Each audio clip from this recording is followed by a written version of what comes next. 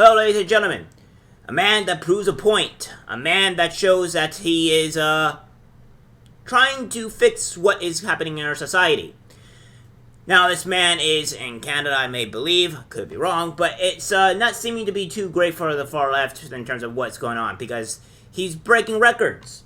What I mean by this is pulling his weight. Male powerlifter protests Canada's woke gender self-ID laws by saying he's a woman, then entering female contests and smashing bench press record.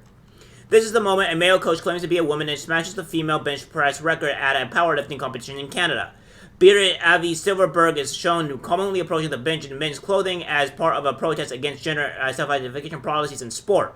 Silverberg then unofficially breaks the female bench press record for the 84-plus kilogram women's category, which was 270 pounds press, officially set by a trans lifter.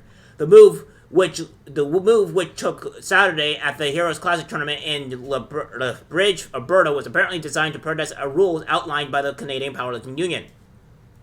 Silverberg has yet to comment on his decision to enter the contest as a subsequent victory. The Canadian rules allows anybody who identifies as a woman to compete in the female category, sparking concerns. Trans women who've gone through male puberty may have a considerable physical advantage over biological female rivals. They have considerable advantage over any female, regardless of that situation. It does not matter. So, yeah. The CPU released its trans inclusion policy in February, which was based on guidance from the Canadian Centre for Ethics in Sport. Silverberg smashed the record set by transgender powerlifter Ann Andres, who has previously mocked women for being so bad at bench pressing. Why is women's bench so bad, she said in February. I mean, not compared to me. We all know that I'm a tranny freak, so that doesn't count. I mean, standard bench and powerlifting competition for women, I literally don't understand why it's so bad. She made the statements in a video uploaded online. At the time, Riley Gaines, a spokesman for the Independent Women's Forum and competitive swimmer who was beaten by transgender athlete Leah Thomas, hit out Andres. She wrote on Twitter, Andres, male who identifies and competes as a woman, doesn't understand why female powerlifters are so bad at bench press. Well, I don't know, but maybe it's because you have 20 times more testosterone than them, just a thought. Icons Women, a campaign group dedicated to defending the rights of female athletes in single X-sex sport, posted the clip of Silverberg on their Twitter account. The issue of allowing transgender athletes to compete in women's sport has become increasingly contentious after a series of high-profile cases.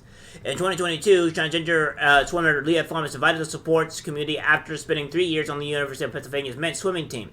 Thomas, who is 6 foot 3 inches, came back for her final year as a female swimmer and began breaking records in the pool. She beats Gaines, who has since become an outspoken advocate for protecting female spaces in sport. Gaines took objection not only to Thomas' unfair advantage, having been born a man, but also claimed it made her feel uncomfortable in the locker room. You have someone with male genitalia pulling his pants down, watching you as you undress, it throws you off, she said at the time.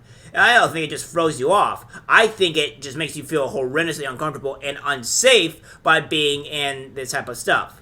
So, again, what do we do here? Can we come to the reality that that women are just going to be outcasted, removed from society because they're seen less than these people?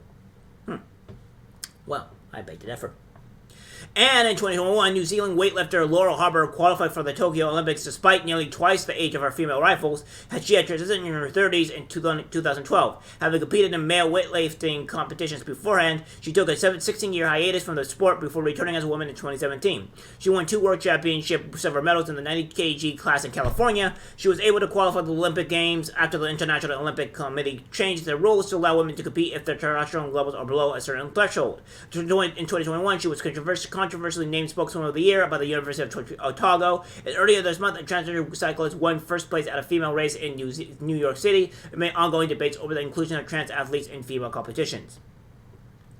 Tiffany Thomas, 46, who was born male, ended the Rondells Island cycling race, so atop the podium, blowing the competition out of the water to snatch first place. Despite only taking up cycling in 2018, Tiffany quickly found success and has dominated competitions in the years since. She recently landed a place on top of cycling team LA Sweat, where her oldest teammate is just 32. So, yeah. It comes before the athletics announced it would prohibit transgender athletes who have been through the male puberty from competing in women's sports, world ranking sports. World Athletics President Sebastian Coe said the organization believes that the integrity of the female category in athletics is paramount. The decision means Thomas will not be able to compete in the World Championships or the Olympics. And I think honestly, you know what I'm going to say, guys? I think more guys should do this. I think more guys should go out and compete in women's sports and, you know what? Smash every single record possible. You know why? Because at this point, look what this guy did. He's proving a point by doing this. Just identify yourself as a female, and then by that means, if you as soon as you identify yourself as a female, you can go and compete in their sports, beat it, and then maybe we'll have some actual legitimate backlash. Because as of right now, they just think like they that women are equal and they can just compete against men and stuff like that. Well, let's bring it the foot to the fire. Let's challenge their theory in reality and see what happens, because it's hilarious. So this is what's happening in this country. Now, I know I had one comment specifically saying that I don't cover some of the stuff here on the channel, what he doesn't deem to like, but that's fine. If you don't like my content or you're something whatever, so have you. I haven't gamed or kept you subscribed, so that's a fault on my end. However, I'm not going to force something to have you guys or have somebody force me to do something what I want to cover or what I want to talk about. This is not going to happen. I'm going to cover what I think is important here. And what I think this stuff is important. I think the protests are important. I think Ocasio-Cortez specifically ignoring some of the things that she's doing and is showing the hypocrisy of these people. Because again, it's not just here on this channel. It's not just here to specifically show anybody on the opposite side of what's really happening, but to also show the actual hypocrisy of what their side actually believe in or what they do. That's the reality. And this is what AOC does and their ilk do in pointing that out, kind of putting to better light. However, I'm going to be off topic.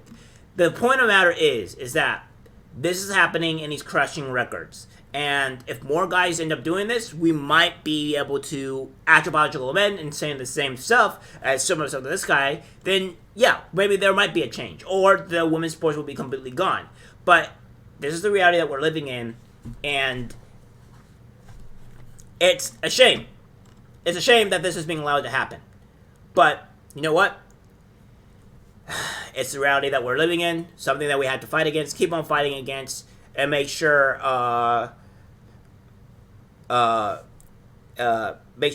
this type of stuff can never happen. He's doing it at an extreme example, but it makes a very strong precedent on to